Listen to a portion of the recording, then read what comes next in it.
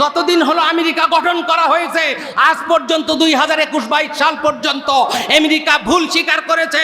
গত 20 বছরে আমরা যত সম্পদ আফগানিস্তানের বালির ভিতরে আমরা নিক্ষেপ করেছি বম্বিং করে, ওই সম্পদ যদি আমাদের হাতে থাকতো আরো 20 বছর বিশ্বের মরুলিয়াতের দায়িত্ব আমরা গ্রহণ করতাম। 114টি সূরার ভিতরে আমি এই সূরা নাহলের 90 নম্বর একটা আয়াত তেলাওয়াত করে রেখেছি। আসুন আয়াতটা কি আমরা এটা সকলেই জানি, কারণ জুমার নামাজ যখন পড়ি দ্বিতীয় খুতবাতে ইমাম সাহেব সব সময় এই আয়াতটা আমাদেরকে তেলাওয়াত করে, কিন্তু আয়াতের মর্ম কথা আমরা বুঝি না। যখন এই আয়াত তেলাওয়াত করে তখন আমাদের ভাইয়েরা আমরা সকলেই জানি যে এই আয়াত তেলাওয়াত মানে খুতবা শেষ হয়ে গেল, নামাজের জন্য প্রস্তুতি, সকলে দাঁড়িয়ে যায়। কিন্তু আয়াতটা কত জটিল এই আয়াতটা সম্পর্কে হয়তো আমরা আলোচনা করি না। আল্লাহ রাব্বুল আলামিন সূরা নাহলের 90 নম্বর আয়াতে বলেন, ইন্নাল্লাহা ইয়া'মুরু বিল আদলি ওয়াল ইহসান ওয়া ইতাই যিল কুরবা ওয়া ইয়ানহাউনা আনিল ফাহশাই ওয়াল মুনকার ওয়াল বাগি ইয়া'iযুকুম লাআল্লাকুম তাযাক্কারুন। জোরে বলুন আল্লাহু আকবার। তৎকালীন আমার রাসূল সাল্লাল্লাহু আলাইহি সাল্লাম যখন মক্কার জমিনে 40 বছর পরে হিরা গোয়াতে নবুয়ত প্রাপ্তি হলো, আমার আল্লাহ রাব্বুল আলামিন আমার রাসূলকে বললেন, ইকরা বিইসমি রাব্বিকাল্লাযী খালাক।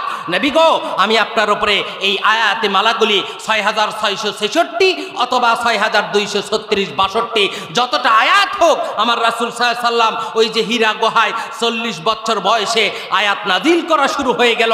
ওই আয়াতের কারিমার আল্লাহ সূরা নাহলের 90 নম্বর আয়াত, ওই আয়াতে কারিমাগুলি আল্লাহ এক এক করে আয়াত নাজিলগুলি করতেছিল। আমার রাসূল সাল্লাল্লাহু আলাইহি ওয়াসাল্লাম আমায়ুনতাকু আনিল হাওয়া, যে আয়াতগুলি নাজিল হচ্ছিল বিশ্বনবী সমস্ত মানুষদেরকে এক এক করে আয়াতগুলি ব্যাখ্যা করে বিশ্লেষণ করে তৎকালীন জাহেল মানুষদেরকে, জাহান্নামী বর্বর মানুষদেরকে জান্নাতি করার যে মিশন আমার রাসূল নিয়ে দুনিয়াতে প্রেরিত হয়েছিলেন, ওই মিশন নিয়ে তাদেরকে জাহান্নাম থেকে মুক্ত করার জন্য আমার রাসূল এক এক করে নাজিলকৃত আয়াত তাদের সামনে তুলে ধরে বিশ্বনবী দাওয়াত দিতেন। আল্লাহ রাব্বুল আলামিন আউয়ালুন নবী নূহ আলাইহিস সালাতু সালাম থেকে বিশ্বনবী পূর্বের ঈসা রুহুল্লাহ পর্যন্ত লক্ষাধিক নবী রাসূলেরা আল্লাহর একত্ববাদ, এক আল্লাহর রুবুবিয়াত উলুহিয়াতকে মানুষের কাছে প্রচারের জন্য যেই বাণীটা দিয়েছিল, কুলু লা ইলাহা ইল্লাল্লাহু তুফলিহুন, গোটা বিশ্বের সমস্ত নবী রাসূলেরা এক ও অভিন্ন বাণী গোটা বিশ্ববাসীর কাছে প্রচার করেছে। আমার রাসূলের 40 বছর নবুয়তি জিন্দেগি থেকে শুরু করে ওই যে 63 বছর 4 দিন পর্যন্ত, নবুয়তের 23 বছর 4 দিনে আমার রাসূলের ওপরে এই কোরআনুল কারীম 6276 অথবা 72-62 আয়াত, এই সমস্ত আয়াতমালা মহাবিশ্বের মহাবিশ্বয় মহাগ্রন্থ আল কোরআনুল কারীম এক এক করে বিশ্বনবীর উপরে নাজিল হয়েছে। হযরতে রাইসুল মুফাসসিরিন আব্দুল্লাহ ইবনে আব্বাস রাদিয়াল্লাহু তাআলা আনহু তিনি বলেছেন, আল্লাহ রাসূল যে আয়াতগুলি নাজিল হয়েছে পূর্ণাঙ্গ সূরার বা থেকে শুরু করে সিন পর্যন্ত একেবারে নাস পর্যন্ত 114টি সূরার ওই 6262 এই সূরাগুলির ভিতরে আয়াতগুলির ভিতরে আল্লাহ রাসূল সাল্লাল্লাহু আলাইহি সাল্লাম বলেছেন, রাইসুল মুফাসসিরিন আব্দুল্লাহ ইবনে আব্বাস বলেছেন 500টা আয়াত অথবা কারো কারো বর্ণনায় এসেছে 700 আয়াত, অর্থাৎ হুকুম নির্ধারিত আল্লাহর আইন বাস্তবায়নের জন্য 500 থেকে 700টি আয়াত আল্লাহ রাব্বুল আলামিন নাজিল করেছে। আর বাকি আয়াতগুলি হযরতে আদম আলাইহিস সালাতু সালাম থেকে আখিরি জামানার পূর্বে ঈসা রুহুল্লাহ পর্যন্ত নবী রাসূলদের ঘটনা, বিস্তারিত ঘটনা দিয়া ইতিহাসের পর ইতিহাস আমার আল্লাহ রসায়া রসায়া কোরআনুল কারীমের মধ্যে ঘোষণা করেছেন। এই আয়াতগুলির ভিতরে 500টা আয়াত যদি ধরি, এটা হলো আহকামের আয়াত। আল্লাহ রাসূল সাল্লাল্লাহু আলাইহি সাল্লাম বলেছেন, এই সূরা নাহলের 90 নম্বর আয়াত যখন নাজিল হয়ে যায়, ওই সময় ওয়ালিদ ইবনে মুগিরা নামে একজন পাষণ্ড, তিনি ছিলেন খালিদ বিন ওলীদ। আপনারা জানেন উহুদের ময়দানে আমার রাসূলের বিরুদ্ধে সবচাইতে বড় একজন সৈনিক, বিশ্ববিজয়ী বীর খালিদ বিন ওলীদ, তিনি কিন্তু পরবর্তীতে ইসলামের সবচাইতে বড় একজন সিপাহ সালার হিসেবে, সেনাবাহিনীর সেনাপতি হিসেবে আত্মপ্রকাশ করেছিলেন। কিন্তু তিনি উহুদ যুদ্ধ পর্যন্ত আমার রাসূলের সঙ্গে ছিলেন, এর পরবর্তী কিছু পর্যন্ত। তারপরে তিনি ইসলাম কবুল করেছিলেন। তার পিতা পিতা, তারা ছিলেন 12 সন্তান। এই 12 সন্তানের বাবা উমাইয়া ইবনে খালব। এই উমাইয়া ইবনে খালব ওই ওয়ালিদ ইবনে মুগিরা, এই ওয়ালিদ ইবনে মুগিরা অত্যন্ত ধনাঢ্য একজন ব্যক্তি ছিল। আল্লাহ রাসূল সাল্লাল্লাহু আলাইহি ওয়াসাল্লাম যখন ইসলামের দাওয়াত মদিনা মক্কার জমিনে আরবের ময়দানে ইসলামী স্টেট কায়েম নয়, এখানে দাওয়াতি অভিযান পরিচালনা করছিলেন। এই সময় মক্কা থেকে যারা আজকে হাজী সাহেব ওমরা করেছেন, হজ করেছেন, দেখবেন তায়েফ পর্যন্ত প্রায় 70 থেকে 80 কিলোমিটার, এই তায়েফ পর্যন্ত যত সম্পদ রাস্তার ডান এবং বামে দেখবেন, এই সব সম্পদ ছিল ওয়ালিদ ইবনে মুগিরার। সবচেয়ে সম্পদওয়ালা মানুষ। বিশ্বনবী প্রকাশ্যে ইসলাম কবুল করার পরে ওয়ালিদ ইবনে মুগিরাকে আবু জেহেল, উতবা, শাইবা তাকে সিদ্ধান্ত নিল, সম্পদওয়ালা মানুষ, সন্তানে সমৃদ্ধ ওয়ালিদ ইবনে মুগিরা, আপনার কাছে আমরা ব্যাখ্যা করি মুহাম্মদ বিন আব্দুল্লাহকে তার দাওয়াতি কাজ থেকে পেছনে সরে রাখা যায় না। সে কৌশল অবলম্বন করে। আমার আল্লাহ সূরা নাহলের 125 নম্বর আয়াতে বলেন, উদউ ইলা সাবিলি রাব্বিকা বিল হিকমা ওয়াল মাউইজাতিল হাসানা ওয়াজাদিলহুম বিল্লাতি হিয়া আহসান। আমার রাসূলকে দাওয়াতের সমস্ত কৌশল আল্লাহ শিখিয়ে দিল। বিশ্বনবী মক্কার দ্বারে দ্বারে যে সমস্ত জাহেল বর্বর মানুষদেরকে বলতো, ও গোটা মক্কার মানুষেরা, আমি তো আখিরি জামানার পয়গাম্বার, তোমাদেরকে জাহান্নামের লেলিহান অগ্নি শিখা থেকে বাঁচানোর জন্য তোমাদের কমর ধরে ধরে আমি তোমাদেরকে জান্নাতি করার মিশন নিয়ে এসেছি। আমি তোমাদের কোনো নেতৃত্ব নষ্ট করতে আসি নাই, তোমাদের অন্তত সম্পদ হরণ করার জন্য আসি নাই। এইভাবে যখন বিশ্বনবী দাওয়াতি অভিযান পরিচালনা করে, আবু জেহেল, উতবা, শাইবা ওই সময় ওই ওয়ালিদ ইবনে মুগিরার কাছে যে বলে, ও সম্পদওয়ালা ব্যক্তি, আপনি একটু মুহাম্মাদের কাছে যান, মুহাম্মদ আপনারে কিছু কথা পরামর্শ দেন, ওকে নেতৃত্বের লোভ দেখান, নারী সুন্দরী নারীদের লোভ দেখানো হোক। এগুলো সব বলে যখন তারা পিছনে থাকলো আর ওয়ালিদ ইবনে মুগিরাকে আমার রাসূলের কাছে দিল, বিশ্বনবীর কাছে এসে ওয়ালিদ ইবনে মুগিরা বলে, ও মুহাম্মদ বিন আব্দুল্লাহ, আব্দুল্লাহর ছেলে মুহাম্মদ, মুত্তালিবের নাতি, আমি তোমাকে বলি, তোমার কি সম্পদের প্রয়োজন? তুমি যদি সম্পদ চাও দিয়ে দেব, তুমি যদি সুন্দরী নারী চাও দিয়ে দেব, তুমি যদি নেতৃত্ব চাও দিয়ে দেব, মক্কার একাংশের নেতৃত্ব দেব, অর্থ দেব, তুমি যা চাও সব দেব। চলো, তুমি কি এই দাওয়াতি অভিযান মিশনটাকে বন্ধ করতে পারো কিনা? এই কথা যখনই প্রস্তাব দিল, আমার রাসূল ফ্যাল করে ওই ওয়ালিদ ইবনে মুগিরার দিকে তাকায় থাকলো। বিশ্বনবী মুখ দিয়ে কোনো কথা না বলে সূরা নাহলের এই 90 নম্বর আয়াত তিনি তাকে বুঝিয়ে দিলেন। বিশ্বনবী বললেন, ইন্নাল্লাহা ইয়া'মুরু বিল আদলি ওয়াল ইহসান ওয়া ইতাই যিল কুরবা ওয়া ইয়ানহাউনা আনিল ফাহশাই ওয়াল মুনকার ওয়াল বাগি ইয়া'ইযুকুম লাআল্লাকুম তাযাক্কারুন। ওয়ালিদ ইবনে মুগিরা রে, তুমি যে প্রস্তাব নিয়ে এসেছো, আমার রব আমার কাছে আয়াতমালা নাজিল করে দিয়েছে। ওই আয়াতটা যখনই পড়ে শোনালেন, ওই আয়াতটা শোনার পরে আমার রাসূলের কণ্ঠ, এত সুন্দর কণ্ঠ, আমার রাসূলের এত পূর্ণিমার চাঁদের চাইতে সুন্দর চেহারা, তার কণ্ঠের অবলীলা, ওই কোরআনুল কারীম শ্রেষ্ঠ মুজিজা যখন বিশ্বনবীর কান মুখ থেকে তারা যখনই শুনল, ওই সময় ওয়ালিদ ইবনে মুগিরার অজান্তে নিজের 2 চোখ বেয়ে বেয়ে ওই সময় পানি পড়তে শুরু করে দিল। গোটা বিশ্বের মানুষেরা রে, আমার রাসূলের কণ্ঠের কোরআন এত সুন্দর মনোমুগ্ধকর কোরআনের আয়াতগুলি এক এক করে যখনই শুনতেছিল, ওয়ালিদ ইবনে মুগিরা আমার রাসূলের মুখের দিকে তাকায় থেকে বলে, হাই রে, এই কোরআন তো কোনো মানুষের বানানো কোরআন নয়। এই কোরআনের ভেতরে যেই বাণীগুলি এক এক করে বলে, ওই বাণীগুলি এত সুন্দর, এই বাণীগুলি এত মধুমাখা, এত কেন আমার হৃদয়কে টাচ করে। কি আয়াতমালা পড়ে শোনাইলো মুহাম্মদ বিন আব্দুল্লাহ ওয়ালিদ ইবনে মুগিরা। এই কথা শুনতে শুনতে চোখের পানি পড়তে পড়তে তিনি যখন আবু জেহেল, উতবা, শাইবার কাছে ফেরত চলে গেল, আবু জেহেল, উতবা, শাইবা ওয়ালিদ ইবনে মুগিরার দিকে তাকিয়ে দেখে যাওয়ার সময় যেই ভাবখানা ছিল আসার সময় পুরাটা পরিবর্তন হয়ে গেছে। ওদের আর বুঝতে বাকি থাকলো না মুহাম্মদ তারে কি যেন জাদু করে দিয়েছে। ও গোটা বিশ্বের মানুষেরা, আমার রাসূলের মুখ থেকে কোরআনুল কারীম শোনা এটা নাজমুস সাকিবের মুখ থেকে নয়, এটা ওই কারি বাসেদের মুখ থেকে নয়। গোটা বিশ্বে এখন সবচাইতে বেশি কোরআনের হাফেজ বাংলাদেশে প্রায় অবস্থান করছে। আর গত কয়েক বছর হলো, 20 থেকে 30 বছর হলো, বিশ্বের যত কোরআনের যত পুরস্কার আছে সব বাঙালিরা নিয়ে এসেছে। চিৎকার করে বলুন আল্লাহু আকবার। আমার দেশে গত 50 বছর 40 বছর হলো বাংলার মাটিতে গোটা বিশ্বের দরবারে এই দেশের লাল সবুজ পতাকাকে সমুন্নত করে কারি আব্দুল বাসেত যেমন মিশরের, তিনি যখন তৎকালীন সোভিয়েত ইউনিয়নের নেতাদেরকে পলক ঘুরাইতে দেয় না একটা মুহূর্ত, কোরআনের সুললিত কণ্ঠ কারি আব্দুল বাসেত যখন এক এক করে বলতেছিল, সোভিয়েত ইউনিয়নের শত শত তৎকালীন নেতারা তার মুখ থেকে কোরআন শুনে তারা তার কাছ থেকে ওই মদের বোতলগুলি ফেলে দিয়া 1 ঘন্টা ব্যাপী 2 ঘন্টা ব্যাপী কারো কোনো সুর কারো কোনো শব্দ ছিল না, শুধু চোখ দিয়ে ধাঁ ধাঁ করে পানি পড়েছিল আমার রাসূলের কণ্ঠে। ওই ওয়ালিদ ইবনে মুগিরা কোরআনের কথা শুনে আবু জেহেল উতবা সাইবাকে বলে, আবু জেহেল আমি যে কথা শুনেছি এটা হালা হাযা কালামুল বাশার, এটা কোনো মানুষের কল্পনা প্রসূত কোনো শব্দ হতে পারে না, বাক্য হতে পারে না, আয়াত হতে পারে না, হাযা কালামুল্লাহ, এটা রব্বে কারীমের কালাম। চিৎকার করে বলুন আল্লাহু আকবার। সূরা নাহলের 90 নম্বর আয়াত। আবার ওই সময় একজন কাফের সর্দার 2 জন মানুষকে আমার রাসূলের কাছে পাঠিয়ে দিল।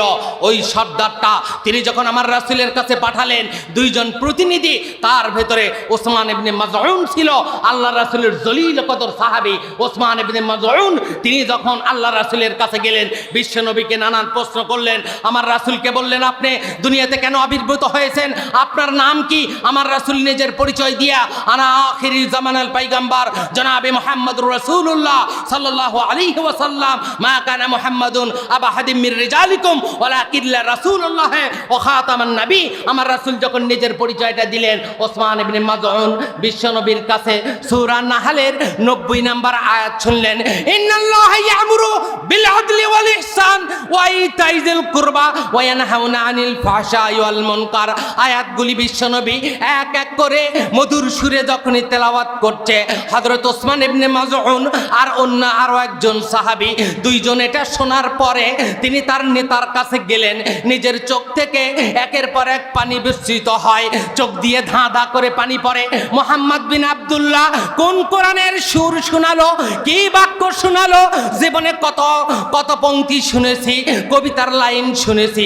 মক্কার মানুষেরা কবিতারে বড্ড ভালোবাসতো, ওদের শ্রেষ্ঠ কবিকে ওরা লক্ষ লক্ষ হাজার হাজার টাকা পুরস্কারে পুরস্কৃত করত। ও কাজের মেলাতে ওরা যখন কবিদেরকে পুরস্কার করে দিত, মক্কার মানুষেরা আরবি শব্দ বড্ড মহাব্বত করত, আরবি গ্রামাটিক্যাল শব্দ ওদের সবচাইতে বেশি জানা ছিল। ও ভুলিগাড়ি এলাকা, ওই বাইগুনির এলাকার মায়েরা বোনেরা, আমি আপনাদেরকে বলছি আমার রাসূল সাল্লাল্লাহু আলাইহি সাল্লাম ওই যখন মক্কা থেকে মদিনায় গেল, আমার রাসূলের মুহাজির সাহাবায়ে কেরাম ওরা যখন আমার রাসূলের সঙ্গে মক্কাতে নিঃস্ব হয়ে সমস্ত সম্পদ ত্যাগ করে আখিরি জামানার কাছে আখিরি জামানার সঙ্গে মদিনাতে মাইগ্রেট করে হিজরত করে গেল।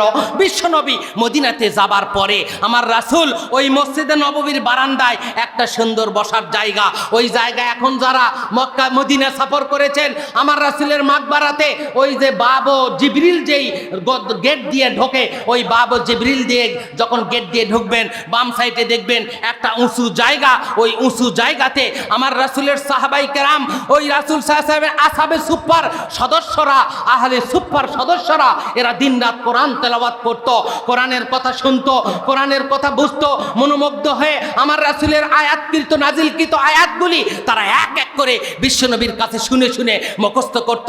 আব্দুল্লাহ ইবনে মাসউদ ওই আল্লাহ রাসূল সাল্লাল্লাহু আলাইহি ওয়াসাল্লামের আসহাবে সুফার সদস্যরা, এই জন্য হযরত আবু বকর হযরতে আবু হুরায়রা থেকে হাদিসটা বর্ণিত, তিনি বলেছেন আযআফুল ইসলাম, ইসলামের শ্রেষ্ঠ মেহমান হলো এই যে আজকে যে ফজলুল হক হাফিজিয়া মাদ্রাসা ও এতিমখানার আজকের যে কোরআনের মাহফিল, আমি আপনাদেরকে বলি আল্লাহর কোরআনের শ্রেষ্ঠ মুজিজা এই কোরআনুল কারীমকে যখনই বিশ্বনবী তেলাওয়াত করতেন, আবু জেহেল উতবা সাইবারা 2 থেকে 3 রাত আমার রাসূলের কোরআন যেমন শুনেছিলেন, ওই কোরআনের সূরা নাহলের 90 নম্বর আয়াত শুনে হযরত ওসমান ইবনে মাজউন তিনি যখন তার নেতার কাছে গেলেন, ওই নেতার কাছে যাবার পরে তিনি যখন কোরআনের আয়াতগুলি এক এক করে বলতেছিলেন, ওই নেতা তখন বললেন এই আয়াতগুলি লাহাযা কালামুল বাশার, এটা কোনো মানুষের কল্পনা প্রসূত কালামের নয়, এটা কল্পনা প্রসূত কোনো কবিতার পংক্তি নয়, এটা হলো কোরআনুল কারীমের শ্রেষ্ঠ মুজিজা, কোরআনের একটি অত্যন্ত সাবলীল সুন্দর আয়াত। এই তেলাওয়াত শুনে যত মানুষ সূরা নাহলের 90 নম্বর আয়াত শুনে ইসলাম কবুল করেছে, 6666 আয়াত, 6262 আয়াতের মধ্যে আর কোন আয়াতের মুজিজা আল্লাহ এত দেই নাই যত ইসলাম থেকে ইসলাম কবুল করেছে সূরা নাহলের 90 নম্বর আয়াত। আমার ভাইরা, আল্লাহ রাসূল সাল্লাল্লাহু আলাইহি সাল্লাম এই আয়াতগুলি যখন তার সাহাবায়ে কেরাম আসহাবে সুফফার সদস্যরা তেলাওয়াত করত, আমার রাসূল তাদেরকে জিজ্ঞাসা করতেন, 1 দিন 2 দিন 3 দিন পর্যন্ত তাদের কাছে কোরআনের কথা বলতো, শুনতো, আল্লাহ রাসূলের মুখস্থিত হাদিস তারা অধ্যয়ন করে হৃদয়ঙ্গম করত। কিন্তু আসহাবে সুফফার 70 জন সদস্য, আসহাবে সুফফার 100 জন সদস্য, তারা কিন্তু দিন রাত খাবার পেত না, না খাওয়া অবস্থায় মক্কা থেকে যাদের সম্পদ ছিল সম্পদ ত্যাগ করে হিজরত করেছে রাসূল সাল্লাল্লাহু আলাইহি সাল্লামের সঙ্গে। ওর আসহাবে সুফফার সদস্য, স্ত্রী পুত্র নাই, পরিবার পরিজন নাই, আমার রাসূল তাদেরকে কলিজা দিয়ে ভালোবাসতো, আমার রাসূল তাদেরকে হৃদয় দিয়ে ভালোবাসতো।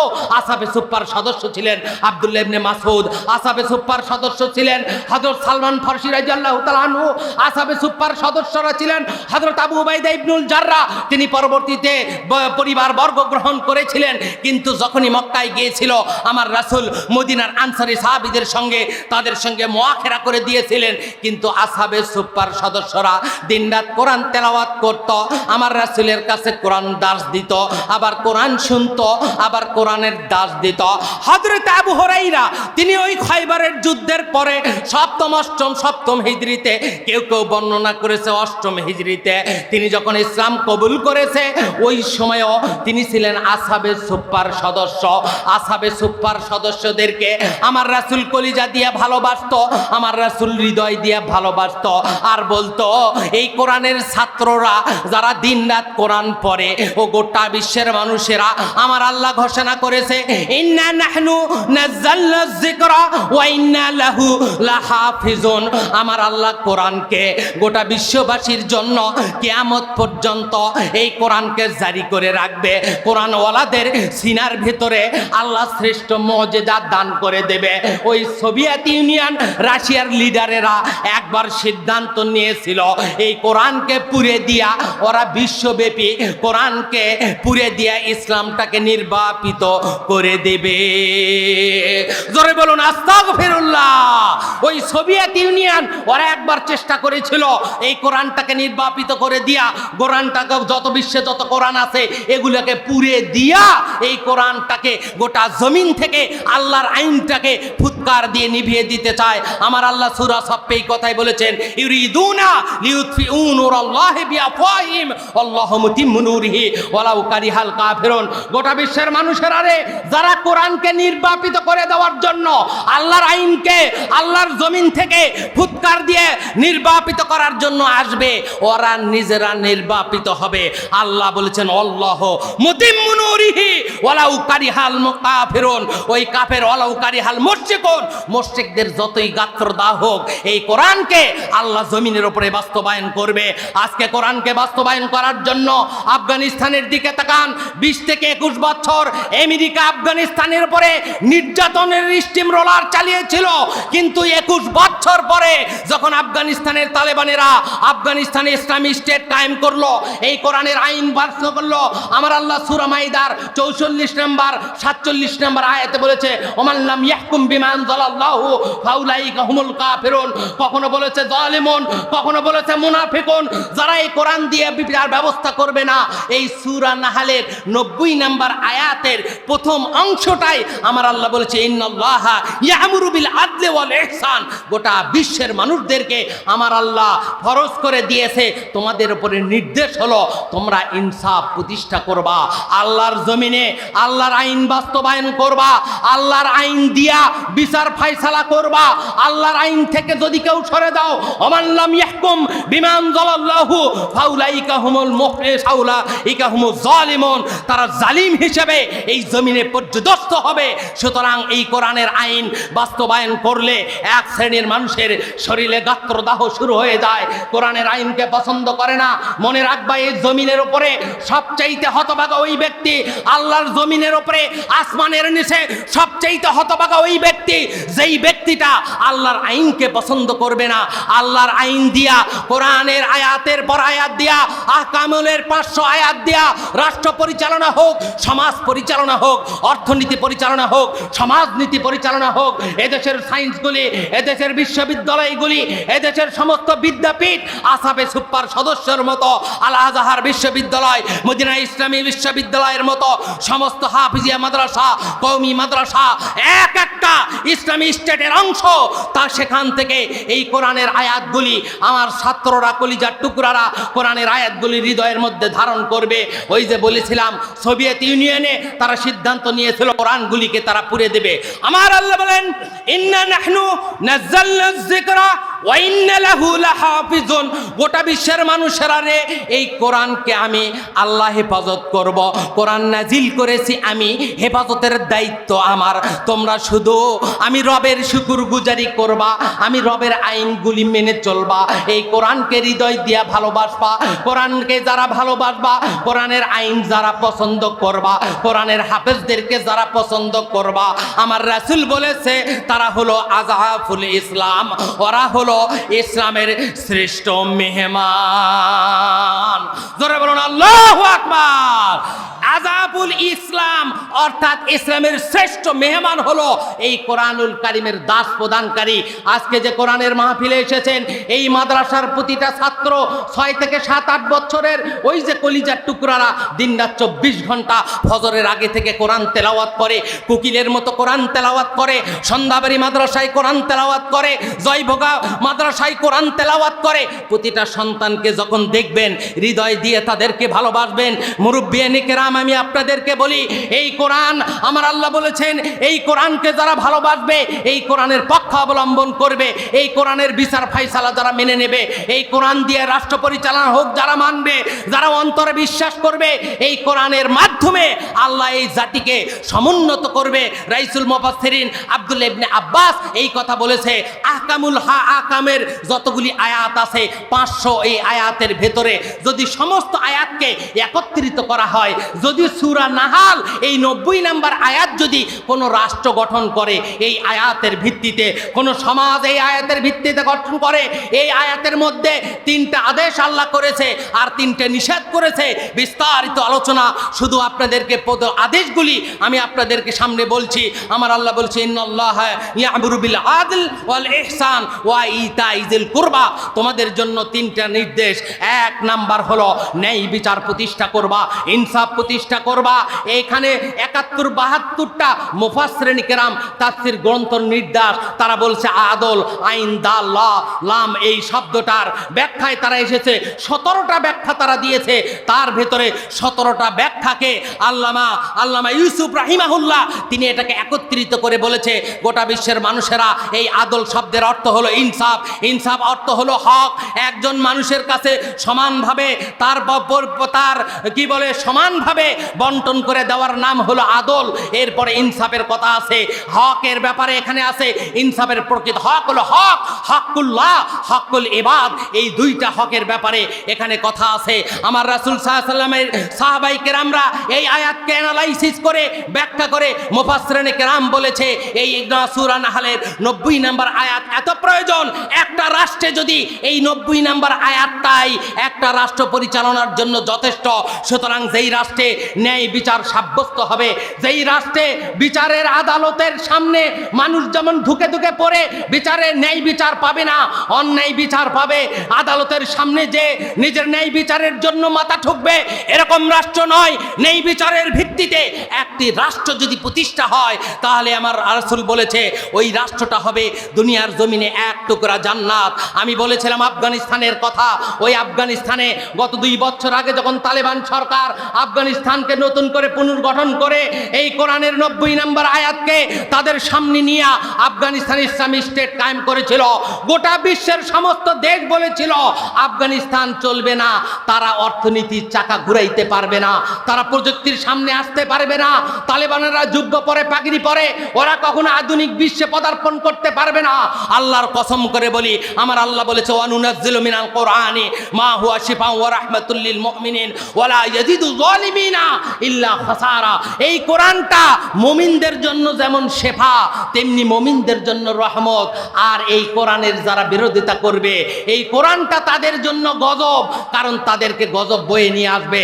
মুসলমান, আফগানিস্তানে ইসলামী স্টেট যখন কায়েম হলো, আজকে সংবাদ শুনে নেন, যেখানে তারা ওই যে আফিম চাষ করত, মাদক চাষ করত, বাধ্য করত, আমেরিকার তৎকালীন মদতপুষ্ট সরকার, ওরা যখন বাধ্য করেছিল আফগানিস্তানের মানুষেরা তালেবান ইসলামী স্টেট কায়েম করার পরে, তারা যখন আল্লাহর আয়াতগুলি এক এক করে হাকামের আয়াতগুলি গোটা আফগানিস্তানে আল্লাহর আইনকে বাস্তবায়ন করে দিল, আমার আল্লাহ ডান দিক থেকে রহমত দিয়েছে, বাম দিক থেকে রহমত দিয়েছে। আফগানিস্তানের মাটিতে এখন এক একটা আনার বেদনা হয়, 1 কেজি ওজনের আনার বেদনা আমার আল্লাহ সেখানে নির্ধারণ করে দিয়েছে। জোরে বলুন আল্লাহু আকবার, জোরে বলুন মারহাবা। আল্লাহর কসম করে বলি, আফগানিস্তানের প্রযুক্তি, গত 2 মাস আগে আফগানিস্তানে একটা গাড়ি তারা সেখানে প্রদর্শন করেছে, জাপানিজ যে গাড়িগুলো সবচাইতে উন্নততর পরিস্থিতি, তারা যে গাড়িগুলি সবচাইতে উন্নত প্রযুক্তি দিয়ে বানিয়েছে, তার চাইতে বেশি উন্নত করেছে আফগানিস্তানের গাড়ি, বাজারে এখন ছেড়ে দেওয়া হবে। শুধু এটাই নয়, যেই আমেরিকা তাদের জীবনে যতদিন হলো আমেরিকা গঠন করা হয়েছে, আজ পর্যন্ত 2021-22 সাল পর্যন্ত আমেরিকা ভুল স্বীকার করেছে। গত 20 বছরে আমরা যত সম্পদ আফগানিস্তানের বালির ভিতরে আমরা নিক্ষেপ করেছি বম্বিং করে, ওই সম্পদ যদি আমাদের হাতে থাকতো, আরো 20 বছর বিশ্বের মরুলিয়াতের দায়িত্ব আমরা গ্রহণ করতাম।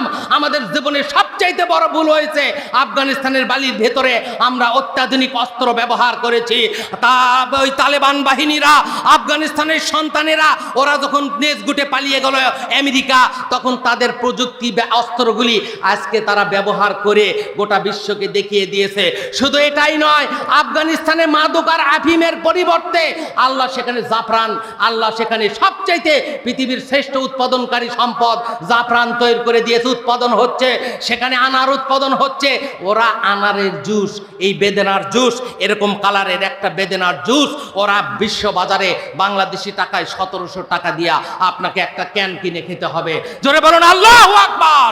ইসলামী স্টেট কায়েম করলে এই সূরা নাহলের 90 নম্বর আয়াত যদি কোনো রাষ্ট্র নেয়, আমি দায়িত্বহীন কণ্ঠে আল্লাহর কোরআনের মাহফিল থেকে আমি আপনাদেরকে বুকে কোরআন নিয়ে বলছি, যদি এই দেশে এই সূরা নাহলের 90 নম্বর আয়াত, আহকামের 500টি আয়াতের নির্যাস, এই সূরা 90 নম্বর আয়াতের 3টা আদেশ আর 3টা নিষেধ। প্রথম আদেশটা হলো আদল, ন্যায় বিচার, ইনসাফ, মানুষের প্রতি মানুষের হক, আল্লাহর প্রতি মানুষ, আল্লাহ মানুষের হক, মানুষের প্রতি বান্দার প্রতি স্রষ্টার হক, সমস্ত হক দিয়ে পরিপূর্ণ গোটা বিশ্ব। এই হকগুলি যদি বাস্তবায়ন করা হয়, এরপরে আছে ইহসান, সবচাইতে ভালোবাসার মূর্ত প্রতীক হলো একজন ভাই আরেকজন ভাইয়ের প্রতি ইহসান করা, ভালোবাসা ইহসানের সর্বশ্রেষ্ঠ। আমাদের পিতামাতার প্রতি ভালোবাসা থেকে শুরু করে এক মুসলমান আর এক মুসলমানের প্রতি ভালোবাসা। আল্লাহ রাসূল বলেছেন ইন্নামাল মুমিনুনা ইখওয়া, গোটা বিশ্বের মানুষেরা প্রকারান্তে 3 ধরনের ভাই তারা। 1 নম্বর হলো আল উখওয়াতুল ইনসানিয়া, আদম সন্তান হিসেবে 42 ধর্মের সমস্ত মানুষেরা আমরা হলাম ভাই ভাই। সে যদি হিন্দু হয় সেও আমার ভাই, সে যদি বৌদ্ধ খ্রিস্টান হয় সে আমার ভাই, আল উখওয়াতুল ইনসানিয়ার ভিত্তিতে। আর 2 নম্বর ভ্রাতৃত্ব হলো আল উখওয়াতুন নাসাবিয়া, আমার রক্তের ভাই, আমার গোত্রের, আমার বংশীয় ভাই। আর 3 নম্বর হলো আল উখওয়াতুন দিনিয়া, দিনের ভাই, আমরা ভ্রাতৃত্বের বন্ধনে আবদ্ধ। ও মুসলমান, একজন আরেকজনের প্রতি হক যদি সম্পূর্ণরূপে দেয়, পিতা তার পুত্রের উপরে উপরে হক আছে, পুত্র তার পিতার উপরে হক আছে, পুত্র তার পিতার উপরে ইনসাফ আছে, স্বামী তার স্ত্রীর উপরে হক আছে, স্ত্রী তার স্বামীর উপরে হক আছে। যদি হকগুলি আলোচনা হয় কয়েক ঘন্টা লেগে যাবে এই আদলের ব্যাখ্যায়। আল্লাহ রাসূল সাল্লাল্লাহু আলাইহি ওয়াসাল্লাম মুফাসসিরিন রাইসুল মুফাসসিরিন আব্দুল ইবনে আব্বাস বলেছে, এই হক পৃথিবীতে প্রতিষ্ঠিত হলে আল্লাহ রাসূল সাল্লাল্লাহু আলাইহি ওয়াসাল্লাম একটা সতর্কবাণী দিয়েছে হকের ব্যাপারে। আমি আপনাদেরকে একটু সতর্ক করতে চাই। আমার রাসূল বলেছে সাহাবায়ে কেরামদেরকে, মসজিদে নববীতে সাহাবায়ে কেরামদেরকে নিয়ে আমার রাসূল সাহাবায়ে কেরামদেরকে নিয়ে মজলিসে শুরার বৈঠক করলো। সাহাবীদেরকে যখন নিলেন আমার রাসূল নিবার পরে সাহাবীদেরকে জিজ্ঞেস করলেন, আতাদরুনা মাল মুফলিস, ও সাহাবায়ে কেরাম তোমরা কি মুফলিস ব্যক্তি দেখতে চাও? মুখলেস না কিন্তু মুফলিস। আমার রাসূলকে বললেন সাহাবায়ে কেরামদেরকে, মুফলিস তোমরা চেনো? আমার রাসূলকে সাহাবায়ে কেরাম বললেন, আমার রাসূল আল্লাহু আলাম ওয়া রাসূল আলাম, আমরা তো জানি না, আল্লাহর রাসূল আমাদেরকে বলুন। আল্লাহর রাসূলের এই হাদিস হকের ব্যাপারে সবচাইতে শিক্ষণীয় হলো, যদি দুনিয়ার জমিনে কেউ কারো হক, কোনো এতিমের সম্পদ, কোনো বেবিচারীর সম্পদ, অর্থ অন্যায়ভাবে রাষ্ট্রীয় সম্পদ যদি কোনো মুসলমান কুক্ষিগত করো, আমি তাদের সামনে এই হাদিসটা শুধু ব্যাখ্যা করছি। আমার রাসূল সাল্লাল্লাহু আলাইহি ওয়াসাল্লাম সাহাবায়ে কেরামদেরকে বসে আছে মসজিদে নববীতে, বিশ্বনবী জিজ্ঞেস করলেন, আতাদরুনা মাল মুফলিস, তোমরা কি মুফলিস নিঃস্ব মানুষ দেখতে চাও? সাহাবায়ে কেরাম বিশ্বনবীকে বললেন, ইয়া রাসূলুল্লাহ লা দিরহাম ওয়ালা দিনার, দুনিয়ার জমিনে এমন মানুষ আছে সকালবেলা খেয়েছে, দুপুরে সংস্থান নাই, মানুষের কাছে সাইল করে, ভিক্ষা করে, ফরিয়াদি করে। ইয়া রাসূলুল্লাহ ওরা হলো সবচাইতে বড় নিঃস্ব। ইয়া রাসূলুল্লাহ এর চাইতে বড় নিঃস্ব তো আমরা দেখি না। আমার রাসূল বললেন, সাহাবায়ে কেরাম আমি কি তোমাদেরকে মুফলিস দেখাবো, নিঃস্ব দেখাবো কিনা তোমরা বলো? সাহাবায়ে কেরাম বলেন, নাম ইয়া রাসূলুল্লাহ, নবী গো আপনি মুফলিস আর নিঃস্ব মানুষদেরকে দেখান।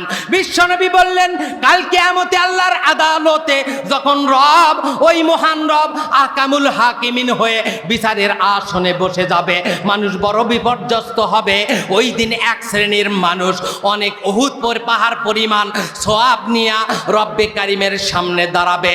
ও ভুলিগাড়ি এলাকার মানুষেরা, আমার আল্লাহর সামনে এক শ্রেণীর মানুষ বড় বড় দান করেছে দুনিয়ার জমিনে, এমনকি মাদ্রাসাও প্রতিষ্ঠা করেছে, বড় বড় আমুলে সলেহ করেছে, এত বড় ঐস্তপাকার একটা আমুল নিয়া সওয়াব নিয়া রব্বে কারিমের সামনে দাঁড়াবে।